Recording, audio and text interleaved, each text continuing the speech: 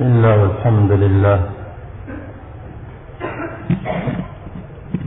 الذي أرسل رسوله بالهدى ودين الحق ليظهره على الدين كله كفى بالله شهيدا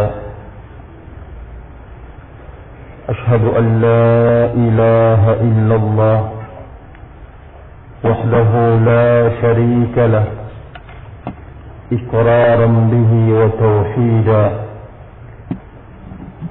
وأشهد أن محمدا عبده ورسوله صلى الله عليه وعلى آله وسلم تسليما مزيدا أما بعد معاشر الإخوة رحمني ورحمكم الله. Pada pertemuan kedua kali ini kita melangsungkan tentang makna ayat yang telah kita bawakan pada pertemuan pertama, di mana Allah Rabbuna Jalla Subhanahu wa Ta'ala mengingatkan agar kita beramal dan berbuat, jangan menginginkan padanya kecuali wajah Allah Rabbuna Jalla Subhanahu wa Ta'ala. Bahkan Allah Jalla Jalaluhu mengingatkan pula akan nihil dan hilangnya segala nilai amal yang kita kerjakan apabila padanya ada sesuatu untuk selain Allah Jalla Subhanahu wa Ta'ala.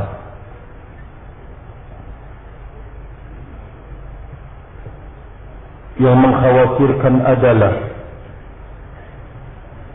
Allah Subhanahu wa Ta'ala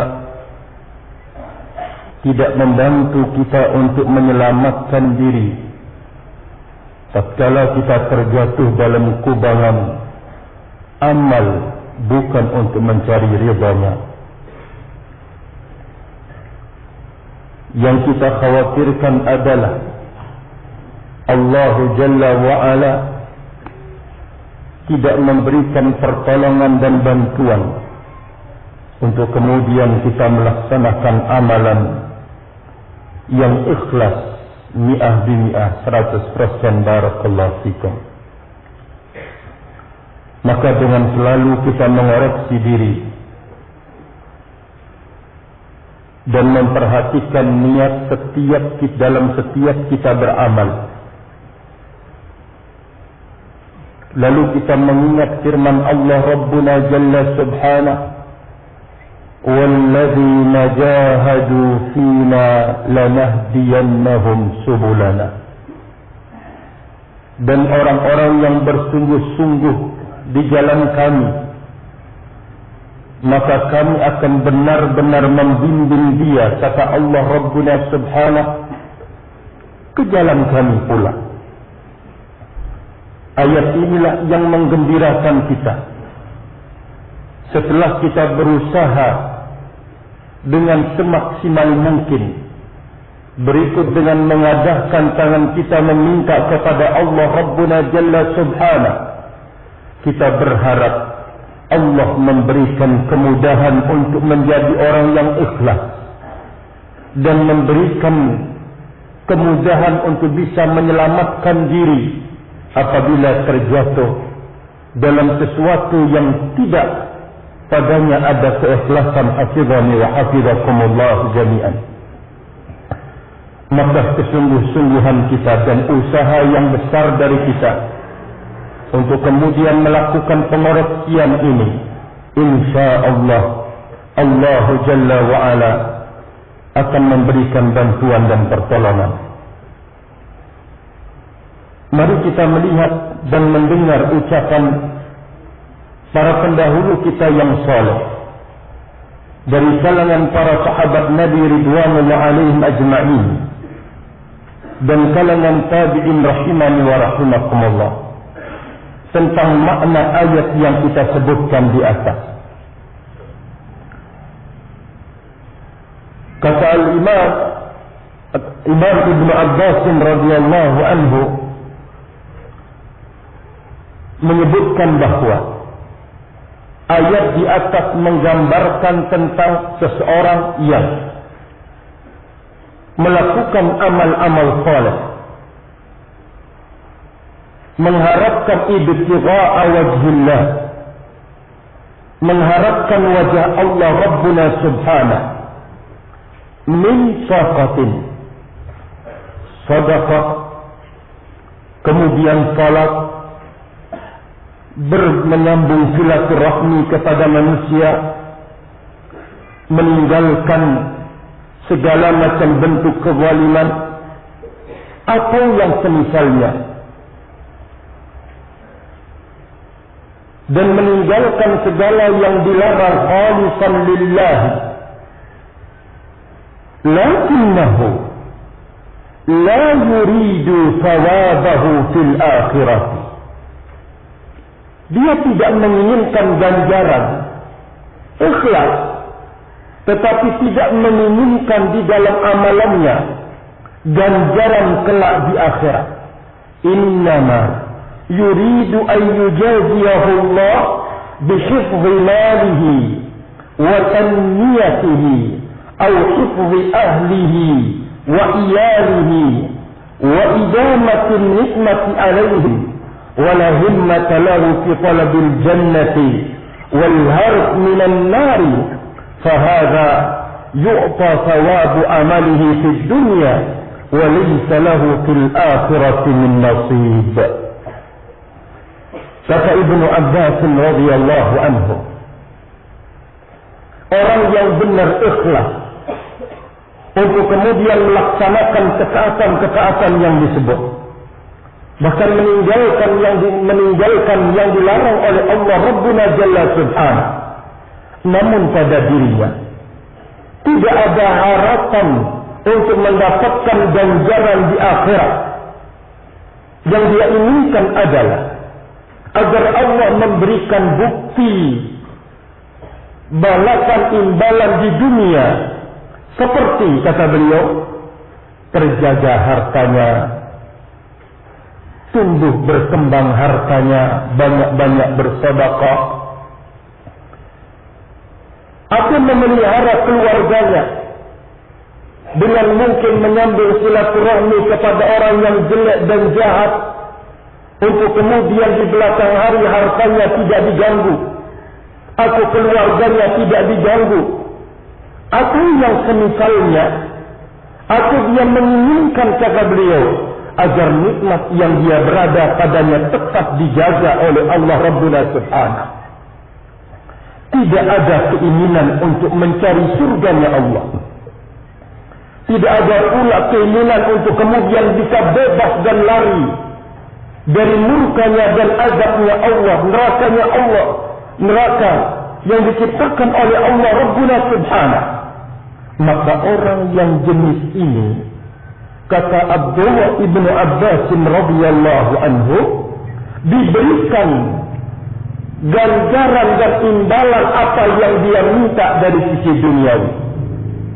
Dijaga hartanya, dikembangkan hartanya, barakallahu fikum, dijaga keluarganya tidak diganggu, anak-anaknya, ya, tetangga-tetangganya dan yang semisalnya, nikmat yang dia berbuat karenanya dan ingin diperoleh diberikan oleh Allah, ditetapkan nikmat yang dia berada padanya. Namun yang seperti ini, kata beliau, tidak akan diberikan ganjaran kelak di akhirat. Nas'alullah salamatul afiyah. Maka dari gambaran ini, aduhai, betapa pentingnya kita untuk selalu mengoreksi, barakallahu fikum, memperhatikan diri kita ini di saat ingin membangun sebuah ketaatan. Siapa? Apa yang mendorong Anda untuk kemudian melaksanakan ketaatan ini? Dan apa yang Anda inginkan melalui ketaatan yang Anda lakukan ini, maka koreksian ini barakallahu fikum merupakan koreksian untuk mengharapkan ganjaran yang besar di dunia dan juga di akhirat kelak. Rahimani wa rahimakumullah. Ini makna yang pertama dari ayat barakallahu fikum yang kita bacakan. Makna yang kedua, wa huwa akbar min al-awwal wa akhaf wa akhwaf. Makna yang kedua adalah lebih besar dari makna yang pertama dan lebih menakutkan.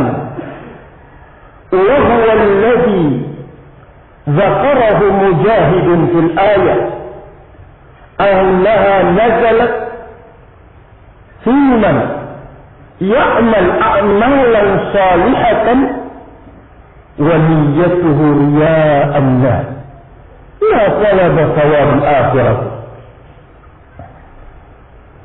Yang beliau atau yang disebutkan oleh Imam Mujahid rahimahullah di dalam ayat ini. Turun kata beliau terkait dengan orang yang beramal amal saleh, orang yang beramal dengan amal saleh tetapi riya'an nas, melaksanakan amal saleh ini karena landasannya riya, ingin pamer dalam beramal, ingin dipuji, ingin disanjung dalam ucapannya, dalam perbuatannya, dalam ibadahnya. Nas'alullah salamatul afiyah. Ingin mendapatkan kedudukan di hati-hati manusia. Ingin jikalau dia berbuat, lisan terus berbicara, berbincang tentang dia dengan pujian-pujian, atau mata terbelalak melihatnya tatkala beramal, tatkala berbuat, tatkala beribadah. Nas'alullah salamatul afiyah. Tidak mengharapkan pada dirinya nilai-nilai kelak di akhirat. Melihat barakallahu fikum bagaimana getolnya syaitan untuk mengganggu dan menggoda kita. Apalagi kalau kita membaca bagaimana Imam Ibnu Qayyim rahimahullah menyebutkan dan menjelaskan tentang tahapan bagaimana manusia menjaring, merangkap bagaimana syaitan menjaring lawannya agar masuk dalam perangkapnya, mulai dari yang paling besar, tidak sanggup ke nomor 2-nya, tidak sanggup ke bawahnya lagi, yang akhirnya nanti akan terus balik kepada posisi yang paling atas. Rahimani wa rahimakumullah jami'an. Maka tentunya kita mengetahui bahwa syaitan di saat mendapatkan perintah dari Allah Rabbuna Jalla Subhanahu, dia membangkang dan dia mengajukan satu peluang di hadapan Allah, masa dan waktu, kesempatan untuk kemudian mengajak orang-orang yang bisa diajak olehnya. Allah memberikan peluang dan kesempatan baginya sampai pada hari kebangkitan. Barakallahu fikum. Tapi kemudian dia mengatakan la'ughwiyannahum ajma'in, saya akan benar-benar menyesatkan mereka seluruhnya, illa ibadaka minhumul mukhlasin, kecuali hamba-hamba engkau yang benar-benar berakidah, yang benar-benar mukhlasin. Kata syaitan sendiri di hadapan Allah Jalla Subhanahu wa ta'ala. Kita merasakan tatkala kita membangun sebuah ketaatan, kita harus berjuang. Barakallahu fikum. Kita harus berjuang untuk bisa mewujudkan ketaatan itu sendiri. Setiap hari kita mau melaksanakannya. Setiap hari juga untuk kemudian digoda, diganggu oleh lawan kita ini. Hasibani wa hasibakumullah. Kalau kita tidak sadar, kalau kita ini punya lawan dan akan terus mendatangi kita dari peluang-peluang yang dia ketemukan pada diri kita, kalau kita tidak sadar, tidak kemudian mengoreksi diri atau lupa, nasallallahu salamatul afiyah, kemana dia akan larikan kita ini? Kalau mungkin dia tidak bisa menggoda di awal kita beramal, tidak sanggup menahan kita untuk berbuat dan beramal, bukan berarti bahwa dia akan tidak menggoda Anda lagi atau menggoda kita barakallahu fikum. Dia akan masuk di saat kita beramal rahimani wa rahimakumullah. Yang tadinya ikhlas kita ketika melihat orang, ketika melihat mungkin calon mertua, Allah semakin diperbagus, semakin diperbaiki rahimani wa rahimakumullah. Ibadahnya, jalannya, tutur katanya, penampilannya. Ini kan sudah terjatuh dalam jebakan syaitan hasibani wa hafizakumullah. Tidak berhenti sampai di situ. Gagal ketika kita beramal atau ingin masuk ke dalam sebuah amalan, maka dia akan berbuat di saat kita beramal. Kalau ternyata Allah membantu kita dengan kekuatan melawannya, datang riak kita lawan, pergi, datang kembali, riak kita lawan, hilang. Sampai kemudian akhirnya kita yang menang, barakallahu fikum. Jangan kemudian menganggap bahwa perjuangan jelek dan jahatnya itu berakhir. Masih ada pintu yang lain melalui amalan yang Anda sedang kerjakan, amalan yang kita lakukan, yaitu Anda didorong, ditarik untuk kemudian menceritakan amalan-amalan yang Anda kerjakan, untuk kemudian mengajak orang lain untuk memuji Anda. Terus demikian barakallahu fikum. Berarti kita memang selalu diajak untuk berjuang di dalam melaksanakan ketaatan. Karena musuh ini telah berjanji, sebagaimana yang disebutkan, akan berusaha untuk menghalangi dan menghadang siapapun yang ingin melaksanakan ketaatan dan memikul ketaatan. Dan kita tahu bahwa tatkala seseorang, laki-laki atau perempuan, ingin membangun ketaatan, betapa sakitnya hati musuh kita ini, barakallahu fikum.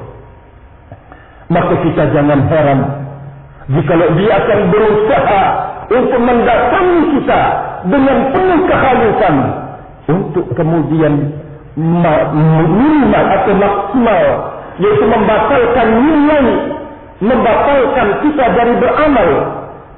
Minimalnya akan mengurangi nilainya, atau barakallahu fikum, menihilkannya rahimani wa rahimakumullah. Maka pintu yang halus, yang banyak kita tidak menyadarinya.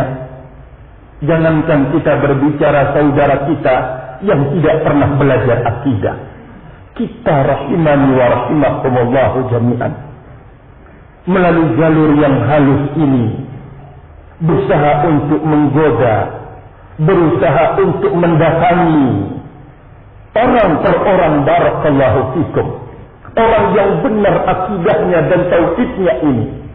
Karena Allah menciptakan mereka bukan untuk merusak yang sudah rusak, tetapi mereka diciptakan untuk melakukan pengerusakan terhadap sesuatu yang telah diperbaiki. Dengan pertolongan Allah, kita telah berusaha membersihkan dan mensucikan segumpal daging yang disebutkan oleh Nabi Yuna alaihi salatu wassalam sebagai muara kebaikan dan muara asyar kejelekan, yaitu dengan kita belajar akidah dan tauhid. Mulai dari kita mencoba meluruskan, membersihkan, mulai di saat itu kok semakin banyak tantangan, ujian dan cobaan di dalam hidup ini, karena memang beriringan seperti yang kita sebutkan.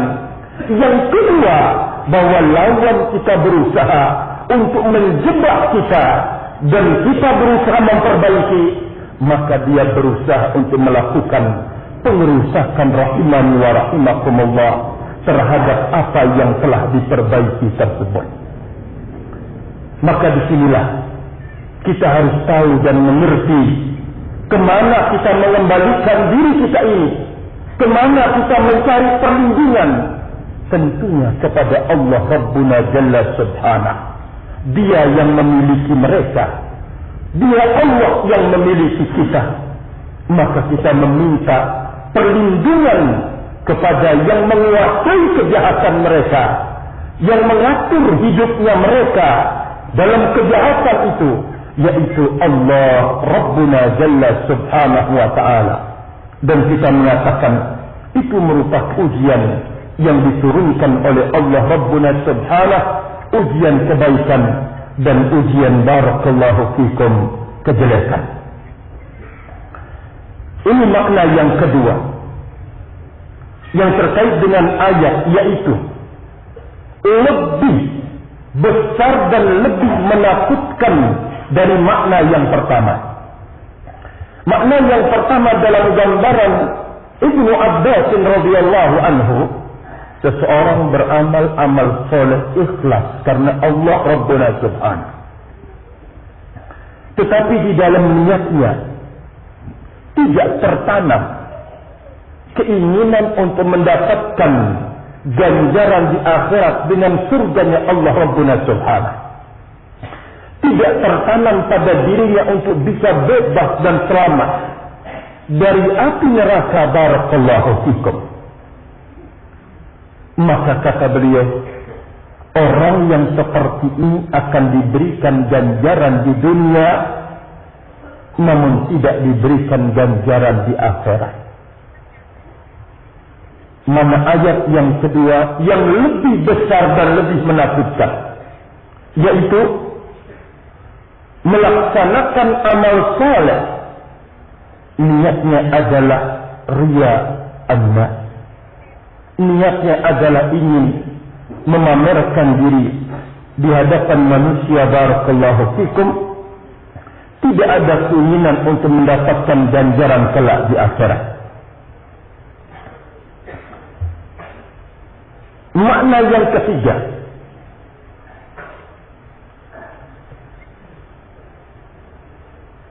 yaitu ayya'mala a'malan salihatan yaqsidu biha malan.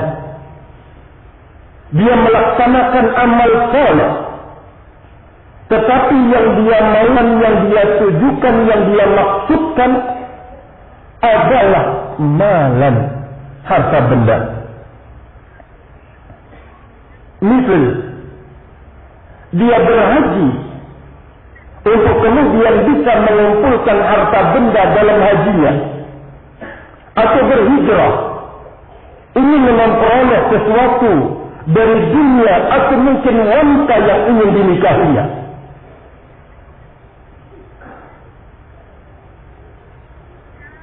Atau dia mujahid, berjihad untuk mendapatkan maghnam, rampasan perang.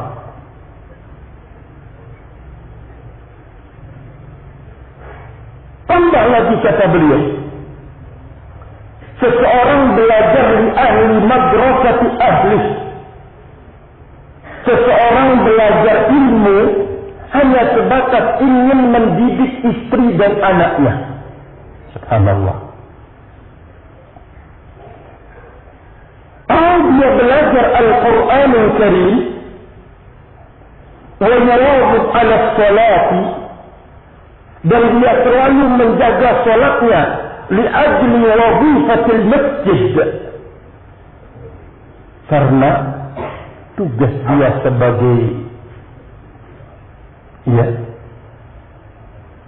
merbok atau imam di masjid. Lalu semangat untuk murajaah Al-Qurannya, semangat untuk melaksanakan sholat, karena memang dia diberikan tugas di masjid. Ini kan kembalinya kepada niat kita rahimani wa rahimakumullah. Kalau salah dan keliru, maka ini akan membahayakan. Kata beliau, kama huwa waqi'un katsir. Sebagaimana kenyataan yang terjadi, kata beliau rahimani wa rahimakumullah. Jadi barakallahu fikum, kita mengerti bahwa Al-Quran dan membacanya itu adalah ibadah bila syak. Tidak ada keraguan. Bahkan kita menemukan bagaimana Allah Jalla Subhanahu wa Ta'ala memerintahkan kita untuk mempelajarinya dan tadabbur makna-maknanya. Barakallahu fikum. Bahkan Allah Jalla Subhanahu wa Ta'ala menyinggung, menyebutkan, memperingatkan dari orang yang membaca Al-Quran dan tidak melakukan tadabbur padanya. Rahimani wa rahimakumullah. Kita menemukan betapa banyak nas-nas, betapa banyaknya nas dari Nabi Muhammad alaihi salatu wassalam menganjurkan kita, bahkan memuji dan menyanjung nilai dan kedudukan orang yang menyibukkan diri dengan Al-Quranul Karim, menghafal Al-Quranul Karim. Rahimani wa rahimakumullah. Tetapi ingat, di situ ada pintu-pintu syaitan untuk mengucapkan selamat bagi Anda, untuk kemudian duduk bersama Anda, lalu kemudian mengganggu dan menggoda, lalu kemudian menodai amalan Anda yang besar ini. Kalau saja membaca Al-Quran min ajli wazifatil masjid, menghafal Al-Quran karena dia adalah dipilih, ditunjuk sebagai imam, nah ini punya pengaruh dalam amalan tersebut.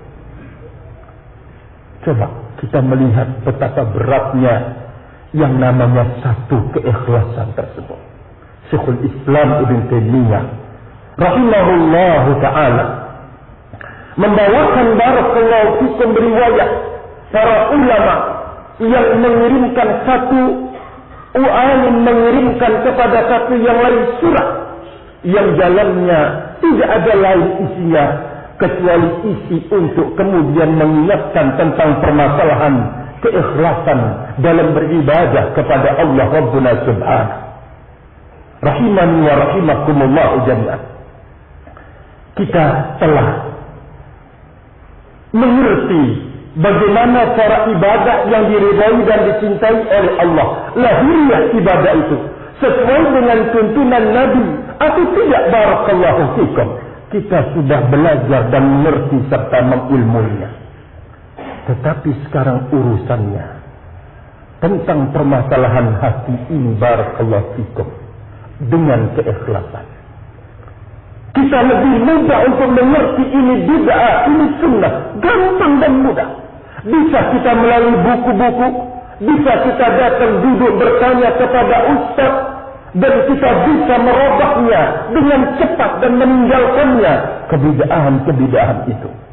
Tetapi yang batu ini, barakallahu fikum, kendati pun Anda datang bertanya kepada seorang ustaz, lalu kemudian memberikan gambaran kepada Anda tentang bagaimana keikhlasan, tidak cukup, karena Anda harus lebih kuat lagi berjuang untuk mengamalkan apa yang dibimbingkan oleh Zatul Ustaz hafizani wa hafizakumullah tentang keikhlasan yang benar-benar menjadi tujuan pengerusakan syaitan, barakallahu fikum, terhadap manusia itu.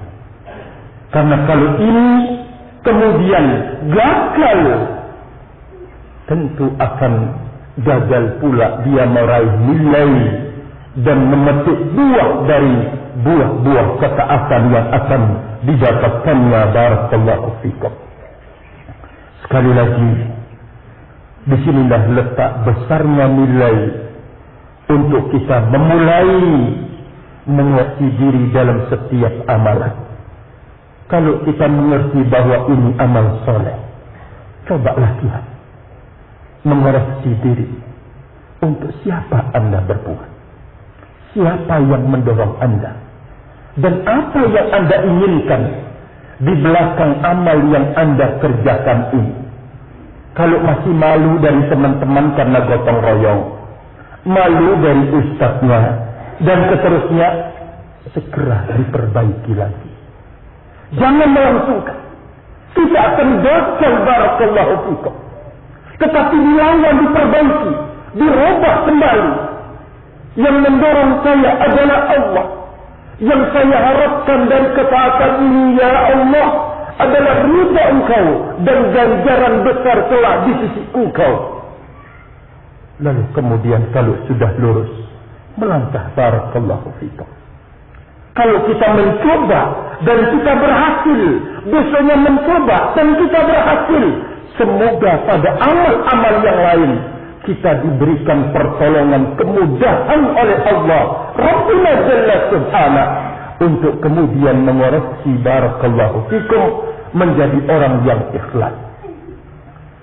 Mudah untuk meninggalkan kebid'ahan, gampang, karena ilmunya telah kita kantongi. Kita yakini dengan usaha yang dalam. Tetapi yang satu ini barakallahu fikum, jangan luput dalam koreksian, terutama kepada tulabul ilm, kepada para pelajar ilmu. Harus barakallahu fikum senantiasa bermunajat kepada Allah untuk meminta akan pintu yang besar ini. Begitu juga kepada ikhwah dan ummahat, akhwati yang datang belajar untuk berusaha mengoreksi, memeriksa, rahimani wa rahimakumullah, niatnya selalu, dan kalau menemukan ada niatan, segera meminta pertolongan kepada Allah Rabbuna Jalla Subhanahu wa ta'ala. Karena yang kita inginkan dari ilmu ini adalah barokahnya di dalam hidup. Bukankah Nabiuna alaihi salatu wassalam berlindung kepada Allah Rabbuna Subhanahu daripada 4 perkara dan 4 hal yang disebutkan di dalam riwayat Imam Muslim dari sahabat Zaid bin Arqam radhiyallahu anhu.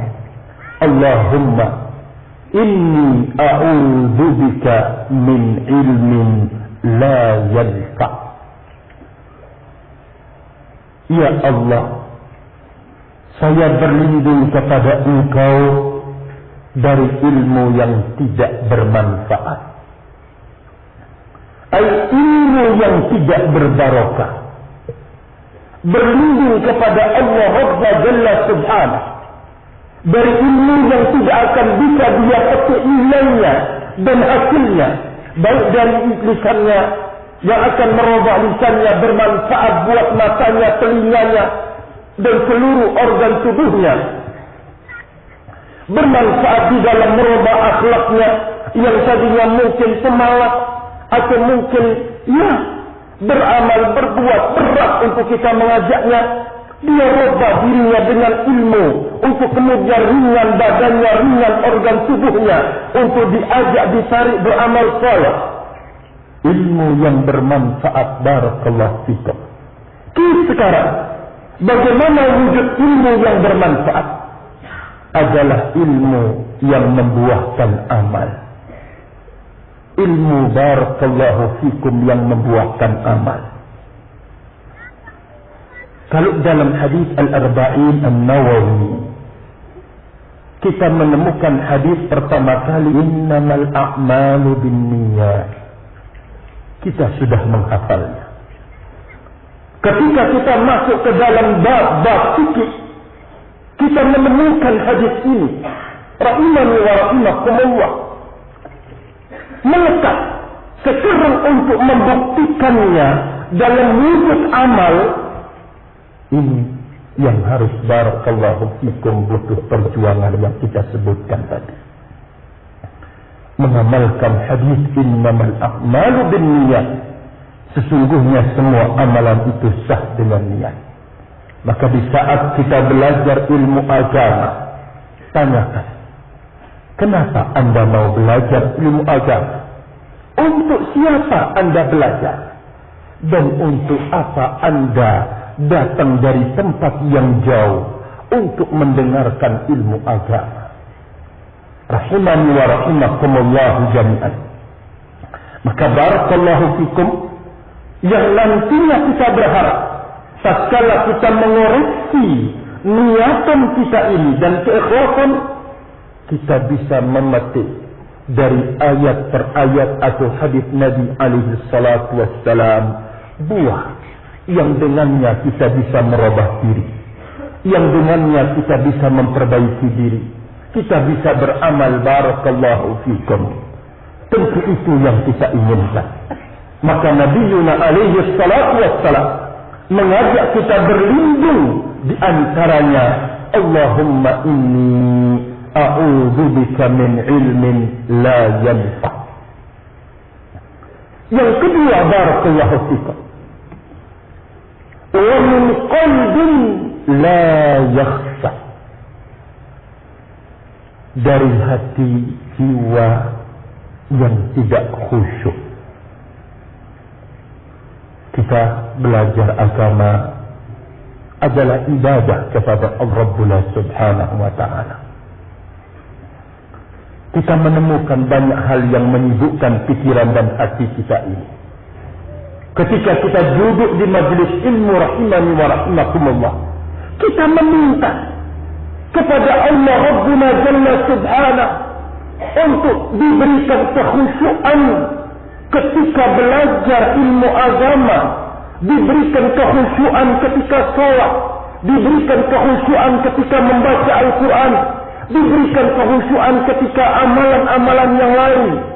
Kita meminta kepada Allah Rabbuna Jalla Subhanahu yang Nabi Yuna alaihi salatu wassalam mengajari kita untuk berlindung dari hati yang tidak pernah khusyuk, dari hati yang tidak khusyuk.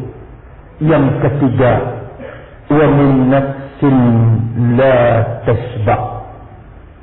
Ya Allah, aku berlindung kepada Engkau dari musuh yang tidak pernah puas. Min nafsin la tasba', dari jiwa atau nafsu yang tidak pernah puas. Rasulullah mengajak kita berlindung. Berarti bahwa ternyata ada sesuatu pada diri kita ini yang kita tidak pernah akan merasa puas di dalam hidup. Apalagi kalau kita mendengar hadis Nabi alaihi salatu wassalam, "Lau kana li bani Adam wadiyan min dhahabin la ahabba an yakuna lahu wadiyan walau yamla'a fahu illa turab." Jika anak Adam sudah memiliki satu lembah emas, maka dia tidak akan mencukupkan dengan satu lembahnya saja, tetapi dia akan menginginkan satu lembah ini ditambah menjadi 2 lembah. Dan tiada yang akan bisa menutupi keinginan dan cita-citanya kecuali dengan tanah, kata Rasulullah sallallahu alaihi wasallam. Itulah kematian. Barakallahu fikum. Makanya oleh karena itu, di saat kita dibukakan rezeki oleh Allah Rabbuna Subhanahu, jangan terfokus hanya menghitung bilangannya, jumlahnya, persenannya. Tetapi coba diperhatikan apa yang diberikan oleh Allah ini. Berkahnya, barakallahu fikum. Berkahnya yang kita cari dalam harta benda yang kita dibagikan dan diberikan oleh Allah Rabbuna Subhanahu. Ada yang diberikan pas-pasan, ada yang lebih. Semuanya itu adalah berusaha untuk mengoreksi barokah di dalamnya. Jikalau ternyata apa yang diberikan oleh Allah, kita sanggup membangun ketaatan yang lebih, kita bisa membantu orang lain untuk membangun ketaatan dan melaksanakan ketaatan, istri kita, anak-anak kita, Masya Allah, berarti ini buah dari sebuah barokah yang diturunkan oleh Allah Rabbuna Jalla Subhanahu. Tapi kalau ternyata tambahan yang diberikan oleh Allah atau nikmat yang diberikan kok menjadikan kita lalai dari Allah, kok malah tidak tenang dan tentram dalam beribadah kepada Allah, kok malah kita berani untuk melakukan kemaksiatan di jalan Allah, berarti ini sesuatu yang tidak berbarokah, korupsi. Rahimani wa rahimakumullah jami'an. Fabarakallahu fikum. Nabiyuna alaihi salatu wassalam berlindung barakallahu fikum dari jiwa yang tidak pernah puas. Dan yang terakhir, dalam hadis yang diriwayatkan oleh Imam Muslim tersebut dari Zaid ibnu Arqam radhiyallahu anhu, wa min da'watin la yustajabu laha. Berlindung ya Allah, aku berlindung kepada Engkau dari doa yang tidak diterima. Wa min da'watin la yustajabu laha, dan dari doa yang tidak dikabulkan, yang tidak didengar oleh Allah, yang tidak diterima oleh Allah Rabbuna Jalla Subhanahu wa ta'ala. Rahimani wa rahimakumullah. Maka barakallahu fikum, dari hadis tadi kita mengerti bahwa ternyata ilmu itu merupakan, atau mencarinya itu merupakan ibadah kepada Allah Rabbuna Jalla Subhanahu, yang di belakangnya akan berbuah barakallahu fikum. Maka jikalau kita tidak memperhatikan niat dan memperhatikan keikhlasan padanya, maka khawatir kita tidak bisa memetik buah di belakangnya, malah mendapatkan hujjatun alaina, sebagai hujjah yang akan menggugat kita di hadapan Allah Rabbuna Jalla Subhanahu. Falidzalika qala al-Imam Ibnu Rajab al-Hambali rahimahullah di dalam kitab beliau Fadlu Ilmi Salafi 'ala al-Khalafi, wa qala ba'du salafi, kata Imam Ibnu Rajab al-Hambali, al-ilmu laysa bikathratir riwayati wa innamal ilmu al-khasyatu. Kata beliau menyebutkan, ilmu itu bukan karena banyak riwayat yang dia sampaikan atau yang dia dapatkan, bukan karena banyak dia belajar dari sana dan dari situ, dari mana-mana dia belajar, dari satu alim yang ada di Yaman pindah ke alim yang ada di Yaman yang lain, dari Yaman pindah ke Saudi, dia belajar, bukan. Tetapi yang namanya ilmu adalah ilmu yang membuahkan rasa takut kepada Allah Rabbuna Jalla Subhanahu wa ta'ala. Innamal ilmu khasyah, yang namanya ilmu adalah yang mendatangkan rasa takut kepada Allah Rabbuna Jalla Subhanahu. Dengan ilmu Anda tidak akan sombong dan Anda akan menjadi orang yang tawadhu. Dengan ilmu Anda akan menghormati orang lain dan menjaga kehormatan orang lain, dan Anda tidak mungkin menginjak-injaknya, tidak akan menodainya. Barakallahu fikum. Dengan ilmu menjadikan Anda adalah orang yang lurus taat beribadah kepada Allah Rabbuna Jalla Subhanahu wa ta'ala. Dengan ilmu kita bisa menahan diri di saat berhadapan dengan kemaksiatan demi kemaksiatan.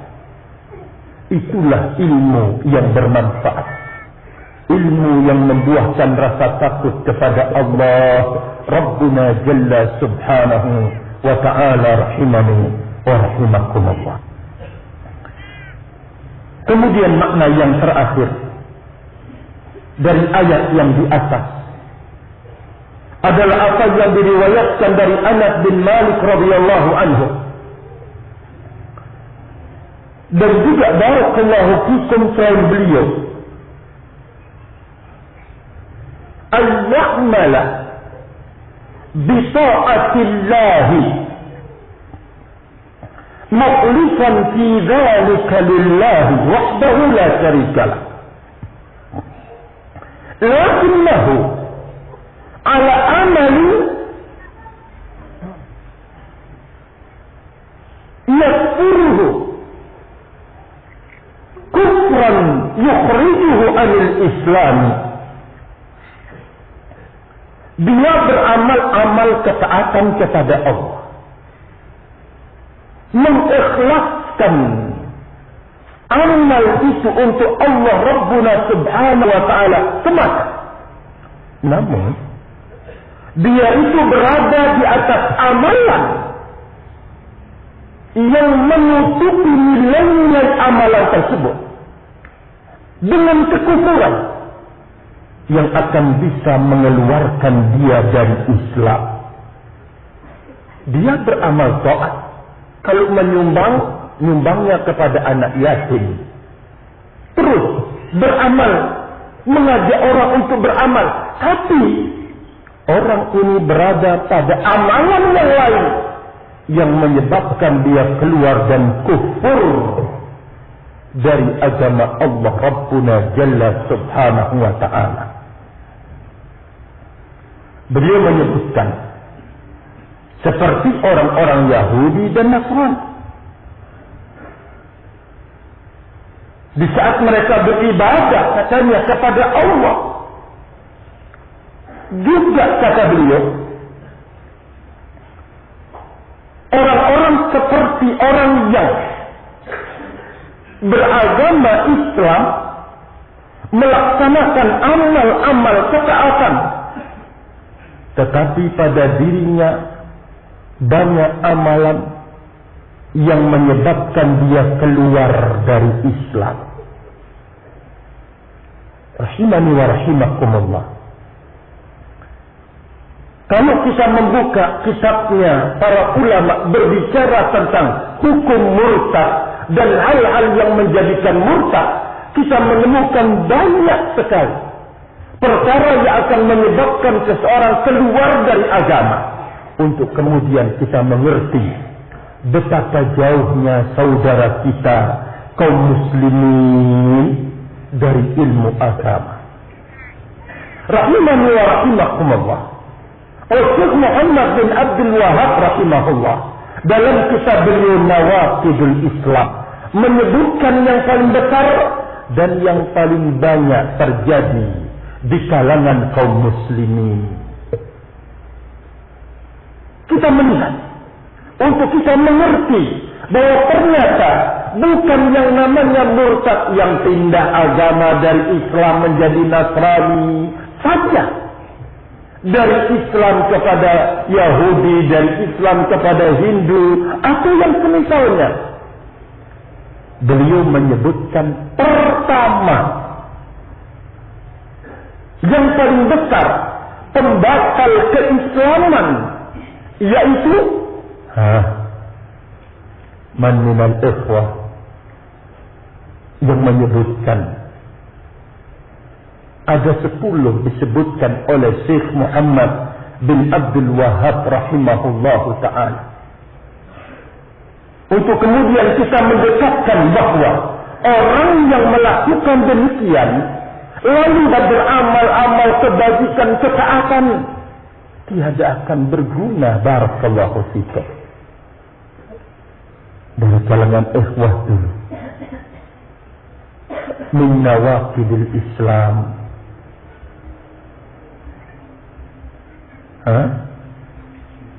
barakallahu fikum. Baik, asyirku billah. Ini yang pertama, melakukan kesyirikan kepada Allah Rabbuna Jalla Subhanahu wa ta'ala sebagai amalan yang akan menjadikan seseorang keluar dari agamanya. menjadikan murtad hafizani wa hafizakumullah jami'an. Mungkin realita dan kenyataan ini, banyaknya orang yang melakukan amalan-amalan yang menjadikan dia murtad, mungkin kita ketemukan pada kedua orang tua kita yang belum mendapatkan hidayah dari Allah Rabbuna Jalla Subhanahu wa ta'ala. Kita menemukan pada kakek kita, nenek kita, saudara kita, famili kita, atau yang semisalnya. Kita menemukannya, barakallahu fikum. Banyaknya orang yang melakukan amalan-amalan yang menjadikan dia keluar dari agama Allah Rabbuna Jalla Subhanahu. Maka jikalau mereka telah melakukan hal itu, maka hukumannya tentunya, terlepas apakah dia jahil atau tidak jahil, kalau mereka beramal-amal kebajikan, maka jelas tidak akan bernilai amal kebajikannya itu sendiri. Coba kita melihat orang yang bersih akidahnya, kita yakin lebih sedikit dibandingkan orang-orang yang berada di dalam kekufuran dan kesyirikan. Kita menemukan barakallahu fikum kenyataan ini. Untuk kemudian pertama kita bersyukur kepada Allah Rabbuna Jalla Subhanahu. Kalau bukan karena hidayah dari Allah, kalau bukan karena hadiah dari Allah Rabbuna Subhanahu, kita pasti akan sama dengan mereka, atau mungkin lebih jelek dari mereka, barakallahu fikum. Yang kedua, agar kita mengerti bahwa balak yang besar ini telah mengenai saudara kita kaum muslimin, mulai dari pelosok sampai ke arah kota, mulai dari yang punya jabatan kecil sampai kepada yang paling besar. Tidak ada, barakallahu fikum, yang selamat kecuali yang diselamatkan oleh Allah Rabbuna Jalla Subhanahu. Untuk kemudian kita mengetahui bahwa inilah sesungguhnya yang menahan barakah turun dari Allah Rabbuna Subhanahu di negeri yang kita tinggal padanya, barakallahu fikum. Inilah yang menahan turunnya barakah dari Allah Rabbuna Subhanahu. Inilah yang menyebabkan betapa balak bergantian bersusulan menimpa saudara-saudara kita kaum muslimin, rahimani wa rahimakumullah jami'an. Keberikutnya, untuk kita mencari jalan dan solusi, apa yang kita harus lakukan, apa yang kita harus perbuat di tengah kaum muslimin yang seperti ini keadaannya. Berarti kita mengerti bahwa ternyata mereka ini amat-amat sangat butuh pembentukan dan pendataran hidup kembali, sebagaimana Nabi Yunus alaihi salatu wassalam mendasarkan hidup para sahabat Nabi ridwanullah alaihi ajma'in dengan akidah dan tauhid, rahimani wa rahimakumullah jami'an. Hafizani wa hafizakumullah. Maka barakallahu fikum, kenyataan ini sungguh sangat memilukan hati. Namun jangan sekali-kali kita patah semangat dan tidak punya semangat untuk menyelamatkan kaum muslimin dari berbagai macam bentuk penyimpangan besar dalam hidupnya, terjatuh dalam menzalimi Allah Rabbuna Jalla Subhanahu wa ta'ala. Kalau sekiranya sekarang mereka ribut kaum muslimin disebabkan karena nabinya dicela serta dihinakan, direndahkan, bukankah mereka sedang merendahkan Allah Rabbuna Jalla Subhanahu? Bukankah mereka telah menzalimi Allah Jalla Subhanahu? Bukankah mereka telah menusuk Nabi alaihi salatu wassalam? Maka kita mengatakan, kalau orang-orang kafir mencela menghina Nabi alaihi salatu wassalam, tidakkah kita membaca ayat di dalam Al-Quran per ayat bagaimana mereka mencela Nabi bahkan sallallahu alaihi wasallam, bagaimana mereka mencela Allah Rabbuna Subhanahu, bukan sesuatu yang baru. Rahimani wa rahimakumullah jami'ah. Bisa kemudian sibuk karena tercelanya Nabi alaihi salatu wassalam, sementara mereka sedang menunjuk Nabi-Nya, menganggap Nabi yang khianat. Lah tentu itu lebih kejam. Bagaimana itu? Al-Imam dari Hijrah, Imam Malik rahimahullah ta'ala yaqul, man ibtada'a fid dini bid'atan hasanatan bid'atan wa yaraha hasanatan faqad za'ama anna Muhammadan khana risalata. Barang siapa yang melakukan perkara baru dalam urusan agama dan dia menganggapnya baru, kata beliau, sungguh dia telah menuduh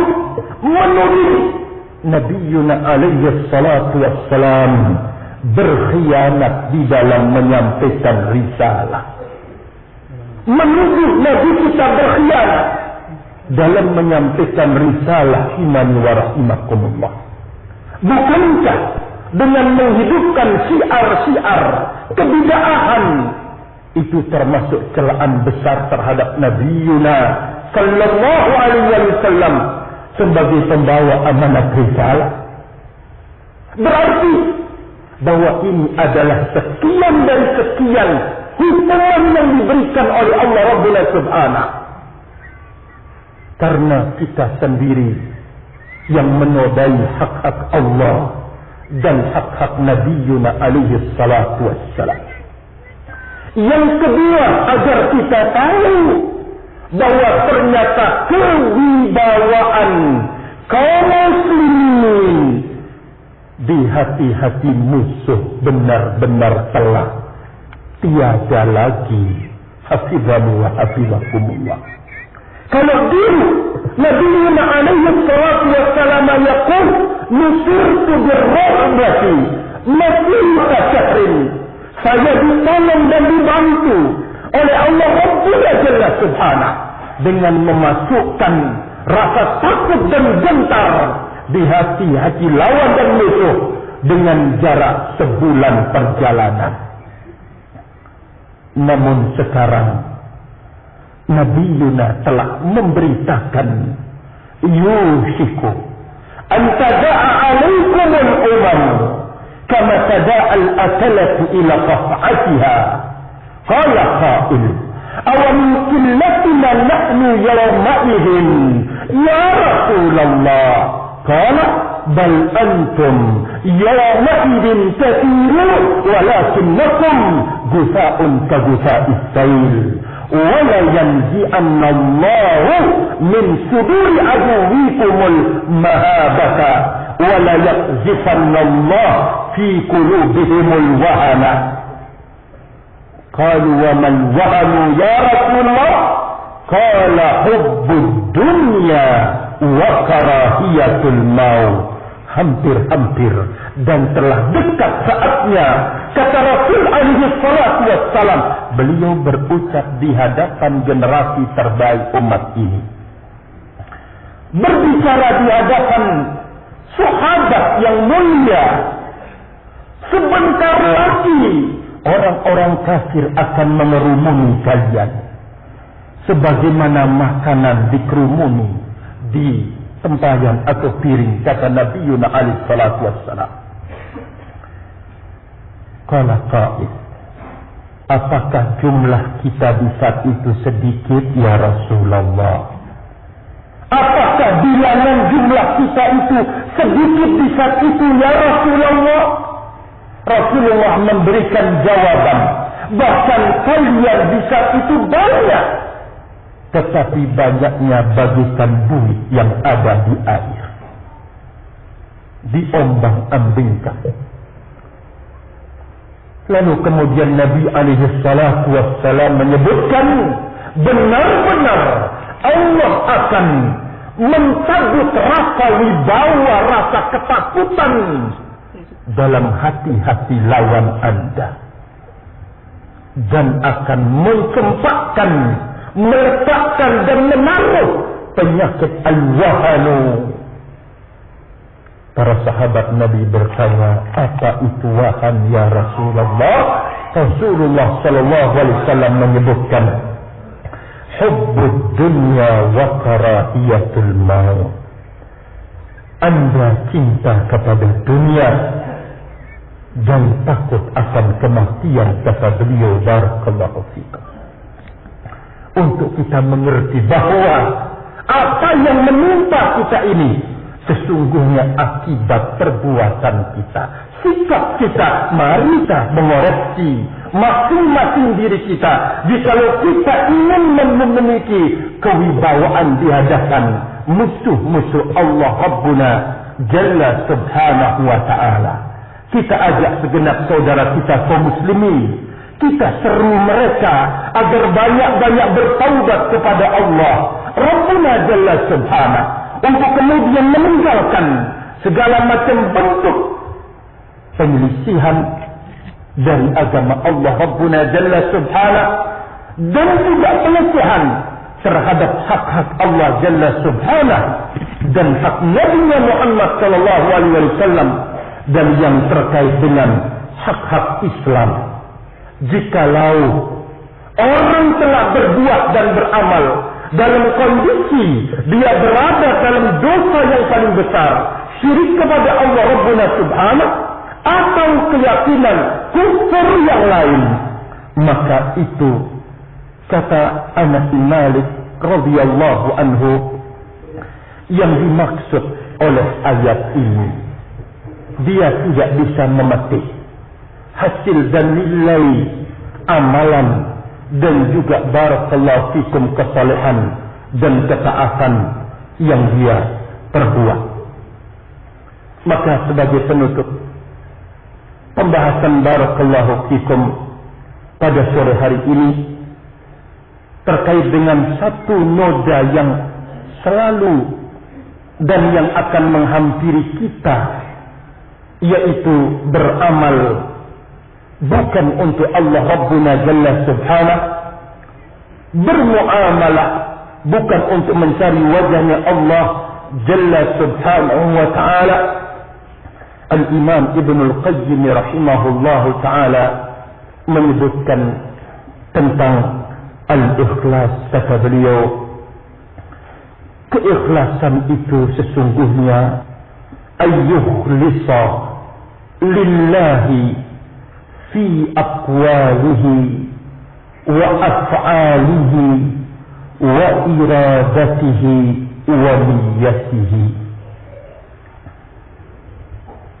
Wa hadhihi hiya al-hanafiyyatu millatu Ibrahim allati amara Allah biha ibadahu kullahum ولا يقبل من أحد غيرها وهي حقيقة الإسلام. Kata Imam Ibn Al-Qayyim rahimahullah, yang disebut dengan ikhlas adalah mengikhlaskan untuk Allah Rabbuna Jalla Subhanahu dalam setiap aqwalihi, ucapan-ucapannya, dalam setiap barakallahu fikum ucapan-ucapannya, ketika menasihati, ketika berdakwah, ketika menegur, segala terkait amalan yang dicintai dan diridhai, ucapan yang dicintai dan diridhai oleh Allah Rabbuna Subhanahu, harus padanya keikhlasan. Barakallahu fikum. keikhlasan di dalam af'alihi, perbuatan-perbuatannya. Ditambah lagi keikhlasan dia di dalam iradatihi, keinginan dia. Barakallahu fikum. Kita banyak memiliki iradah, keinginan, barakallahu fikum. Namun ternyata itu juga harus dihiasi dengan keikhlasan. Keinginan Anda untuk menjadi orang alim, apa sih niatnya? Keinginan Anda untuk bisa belajar atau bisa berbahasa Arab, bisa mengerti tentang ilmu nahwu. Anda harus menghiasi keinginan itu, barakallahu fikum, dengan keikhlasan untuk Allah Rabbuna Jalla Subhanahu wa ta'ala.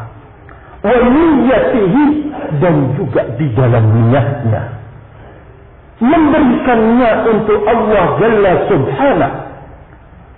Maka keikhlasan di dalam ucapan, di dalam perbuatan, di dalam iradah dan niat ini merupakan agamanya yang lurus Nabi Ibrahim alaihi salatu wassalam, yang Allah memerintahkannya seluruh hambanya dengannya, bahkan tidak akan menerima kecuali yaitu kelurusan yang tadi disebutkan, ikhlas di dalam ucapan, ikhlas di dalam perbuatan, ikhlas di dalam iradah dan niat. Itulah dia hakikatul Islam. Itulah dia hakikat Islam, kelurusan. Barakallahu fikum. Allah Jalla wa Ala mengatakan, "Laman yabtaghi ghairal Islam dina, falan yuqbala minhu wa huwa fil akhirati minal khasirin. Wa hiya millatu Ibrahim allati man raghiba anha fahiya min asfahis sufaha." Dalil yang mengingatkan kita akan hal itu. Barang siapa yang mencari selain Islam sebagai agama, subhanallah, barang siapa yang mencari Islam sebagai agama, mencari selain keikhlasan, selain ketauhidan, maka Allah Rabbuna Jalla Subhanahu tidak akan menerimanya, dan dia di akhirat termasuk orang-orang yang merugi. Inilah hakikat millahnya, agamanya Nabi Ibrahim alaihissalatu wassalam. Keikhlasan dalam ucapan, keikhlasan dalam amalan, keikhlasan di dalam iradah, niyat. Millatu al-Hanafiyah, millah yang lurus, barakallahu fikum. Maka barang siapa yang tidak sudi, barang siapa yang tidak suka atas hal ini, memerangi tauhid, memerangi keikhlasan, min asfahis sufahai, dia adalah orang yang paling tolol dan bodoh. Semoga Allah Rabbuna Jalla Subhanahu memberikan kepada kita selalu keikhlasan, dan juga diberikan keringanan untuk selalu mengoreksi diri padanya atau di dalamnya, agar kita bisa menghiasi ucapan-ucapan, perbuatan kita, keinginan kita, niat kita selalu berada dalam koridor ikhlas, mengharapkan ridha dan wajah dari Allah Rabbuna Subhanahu. Dan kita meminta darinya, jikalau kita terjatuh dalam satu yang menodai keikhlasan, yang paling ringan adalah riya, kita meminta bantuan dari Allah Jalla Subhanahu untuk memberitahukan kita ini dan juga menyelamatkan kita daripadanya. Wallahu ta'ala a'lam bis-shawab. Subhanaka Allahumma wa bihamdika asyhadu an la ilaha illa anta astaghfiruka wa atubu ilaik. Tafaddalu, barakallahu fikum.